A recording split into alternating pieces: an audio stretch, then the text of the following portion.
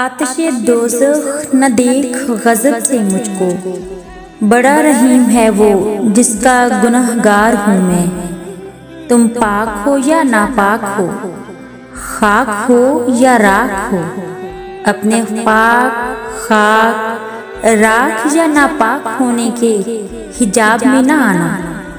वो इतना पाक है जिसे चुनता है उसे पाक कर देता है।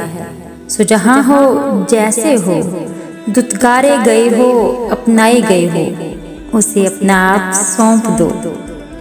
दुनिया तुम्हें परफेक्ट चाहेगी, मगर उसका मोहब्बत भरा दामन तुम्हारी शिकस्तगी पर दौड़कर तुम्हें गले लगाएगा।